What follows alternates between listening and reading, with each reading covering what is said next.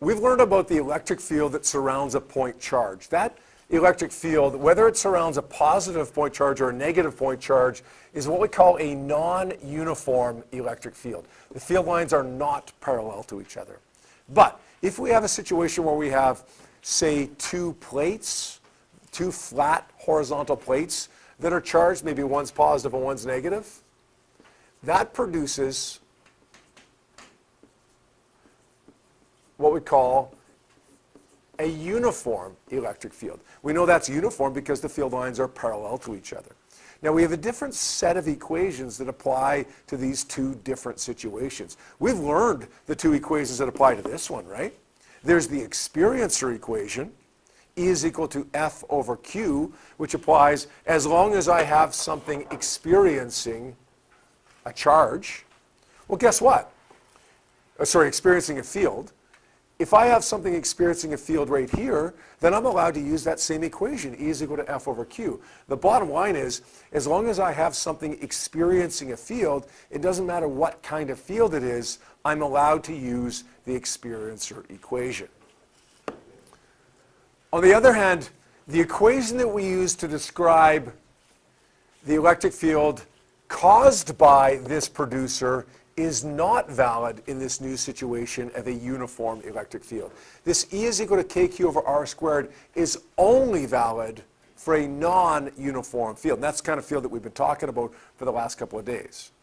So the first one, always uniform or non-uniform field. Yesterday's electric field or today's electric field, as long as you have something experiencing the field. But the other equation, E is equal to KQ over R squared, it was valid for yesterday's field, the non-uniform field, but it's not valid for today's field, the uniform field. We're going to have to come up with an equation that is a producer equation, describes the field caused by something, but that's valid in a uniform field. I'll tell you what that is in just a second. I'll let you write this down first, though. What's our producer equation for the uniform electric field? For this one, we're going to say E, electric field, is equal to delta V over delta D. Now, we've got a couple of variables in here that we have to define. E, of course, is electric field. This is the electric field that exists between, well, parallel plates or any uniform electric field. Could be literally two charged parallel plates, but it could be something like the electric field that is between a cloud and the Earth. That's a uniform electric field because the cloud and the Earth are essentially parallel to each other and they're both charged. The electric field between two parallel plates are any uniform electric field. But what does delta V stand for? What does delta D stand for? Delta D is the easier of the two, so we'll go through that one first. This is the distance between the plates, or the distance between the cloud and the ground, or whatever it is that produces the uniform electric field. And that's going to be measured in meters. It is not how far a charge has moved in between the plates. It's not how far one of the charges is from one of the plates. It is simply based on the producer itself, the two plates themselves, how far apart those plates are.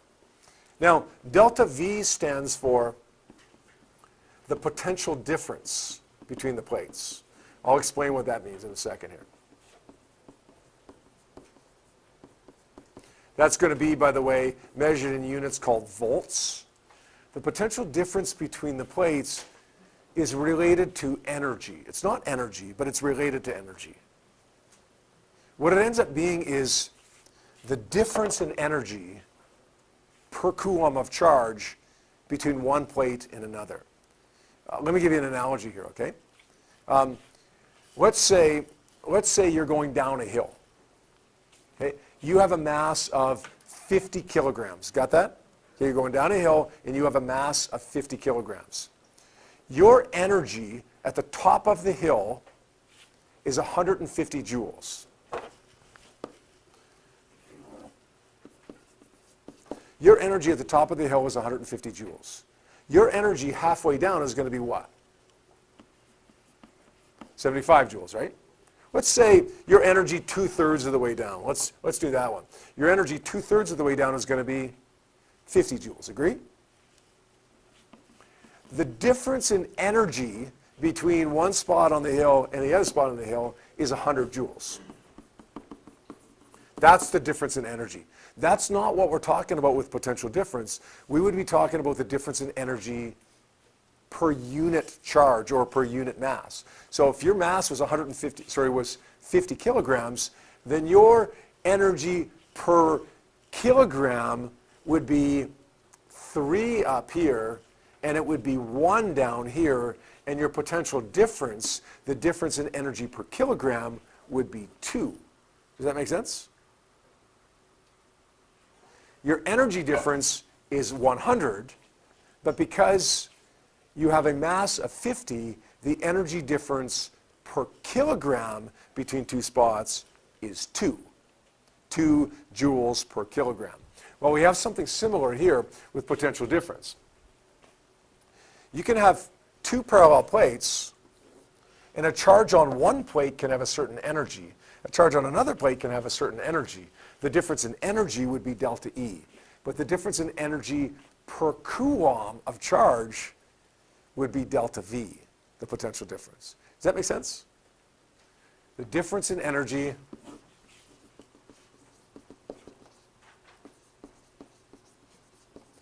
per coulomb between the plates.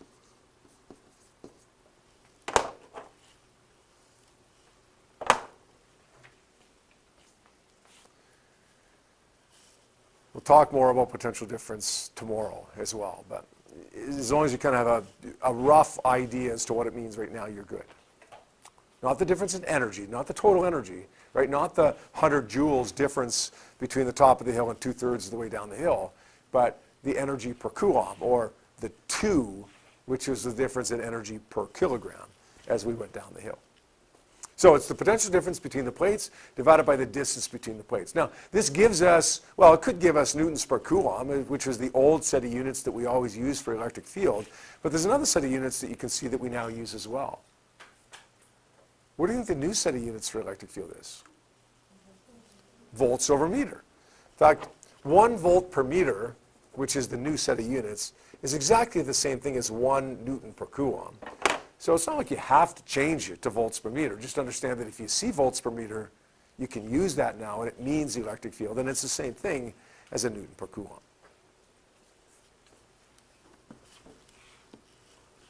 I'm going to write down those 3 equations again, just as a little summary in the form of a Venn diagram. You guys know what a Venn diagram is?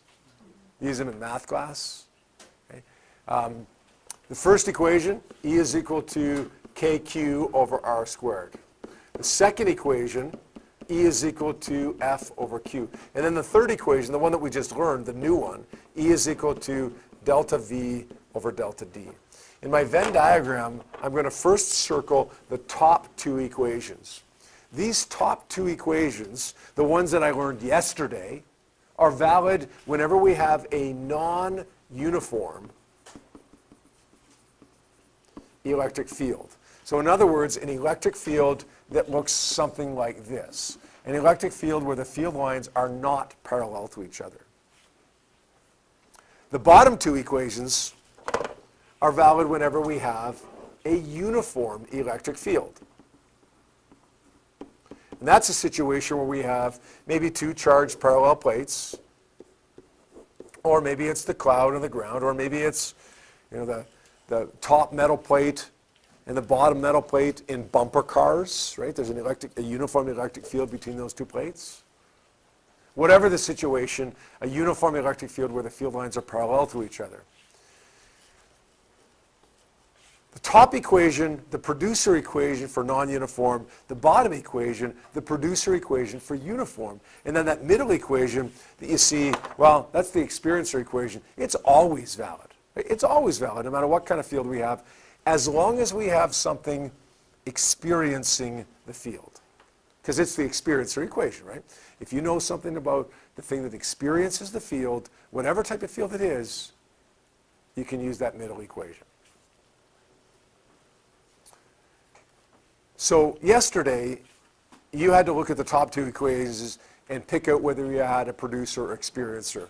Now what you got to do first is pick out whether you have a uniform or non-uniform field, and then decide, do I have a producer or experiencer? All right? I'm going to look at example number 4. It's on the sheet that I handed out at the beginning of the unit here. It says a potential difference of 20 volts. Remember, this isn't the energy difference between the two plates. This is the difference in energy per coulomb of charge between the two plates. A potential difference of 20 volts exists between two charged parallel metal plates that are 3 centimeters apart. The top plate is negative, and the bottom plate is positive. Is this a uniform or a non-uniform field? This is uniform. So it's those bottom two equations in my Venn diagram that I'm allowed to use here. E is equal to F over Q, E is equal to delta V over delta T. That top equation in this question that I'm about to do, I cannot touch no matter what, because it's only valid in a non-uniform field. We want to determine the magnitude and direction of the electric field between the plates, and a couple other things that we want to find as well.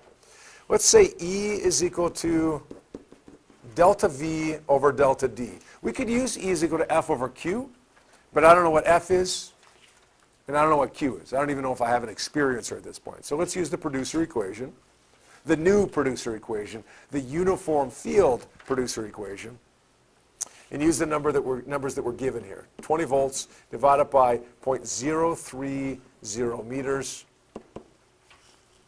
That gives me 666.6667. We could say newtons per coulomb, but we could also say now volts per meter. I wrote down the unrounded number in case I need to use that later on for question B or C. But since it is a final answer, I do want to write down the rounded number as well. To 3 digits, it's 667 volts per meter. Now, what about the direction of it? I think the best way to find the direction of it is to draw a diagram. Here's my parallel plates. It says the top plate is negative, and the bottom plate is positive. Which way do the field lines point here? Why do you say up? Yeah, the field is upwards, and the reason it's up is because, well, if I put a positive experiencer in there, it would be attracted to the top plate. And the field is the direction that a positive particle moves when placed in the field. It would move upward, so that's the direction of the field. You can also think of it as being away from positive and toward the negative.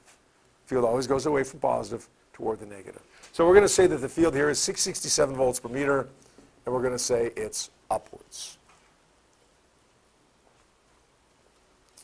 The second part of that question says, determine the electric force experienced by a proton if it's between the plates. Remember, there's two equations that I'm allowed to use. There's E is equal to F over Q, and E is equal to delta V over delta D, the bottom two in the Venn diagram. I've already used the bottom one, so let's try the other one now. E is equal to F over Q. Let's rearrange that to solve for force. Charge of a proton is 1.60 times 10 to the minus 19. And the electric field is, 666 point, use the unrounded number. And we solve for that force by multiplying those two numbers together. And we get 1.0666 times 10 to the negative 16, or we'll say 1.07 times 10 to the negative 16, and the units would be newtons for that. Hey, here's a question for you. Which way would the force be? Technically, force is a vector, right? We should have direction. Which way would the force be, up or down? This isn't a hard question. Regan? It would be up, right? And it would be up because I'm positive the force is with the field. If we got the field correct, said it was upwards and it was right, then the force has to be in the same direction as the field. If it was an electron, a negative particle, we would say the the force is upward, the field would be pointing down. Sorry, the force, that is, would be pointing downward, opposite to the field. It's not, though. It's a proton. It's positive. Lastly, we want to determine the acceleration of the proton. What do you do to find acceleration? Force divided by mass. Always the same thing, right? Physics 30, we want to find acceleration. You're always going to say A is equal to F over m. The force that we just found was 1.006667 times 10 to the negative 16. Divide that by the mass of the proton, which is 1.67 times 10 to the minus 27. That's going to give me an acceleration of 6.39 times 10 to the 10 meters per second squared.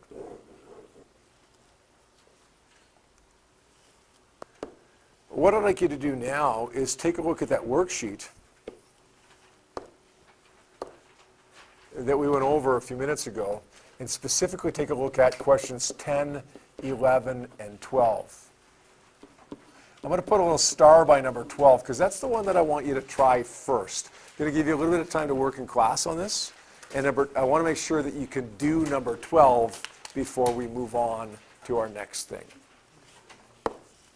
Let's take a peek at number 12 here now. It says, an electron sits between two charged plates this far apart. Here's the electric field between the plates.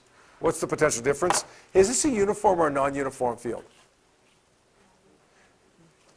This is parallel plates. This is uniform. So it's the bottom two equations that I'm allowed to use in that Venn diagram, right? I want to find the potential difference. I'm going to use the bottom equation. E is equal to delta V over delta D. But remember that I'm asked to solve for potential difference here. So I've got to rearrange it to solve for the potential difference. It's the electric field strength times the distance between the plates. The field strength is 2,500, 2.50 times 10 to the 3, and the distance between the plates is 0.10 meters. We multiply those two together and we get 250 volts. So the potential difference between the plates is 250 volts. The force experienced by an electron, let's use the experiencer equation now. Right, they're both valid, right? These are the two bottom equations in that Venn diagram. Want to find the force experienced? Let's use the experiencer equation, but rearrange it. I get Q times E. I got 1.6 times 10 to the minus 19 times 2,500. Gives me 4.00 times 10 to the negative 16 newtons. And finally, the acceleration experienced by the electron, all I'm going to do here is say A is equal to F over m. The force was 4.00 times 10 to the negative 16 newtons, and the mass of the electron is 9.11 times 10 to the minus 31 kilograms. That gives me 4.39 times 10 to the 14. Is that a reasonable number? Yeah, it should be big. How big? Like, we've seen numbers as big as like 10 to the 50. But this is absolutely within the realm of possibility, 10 to the 14. It's high, but we're talking about an electron as well.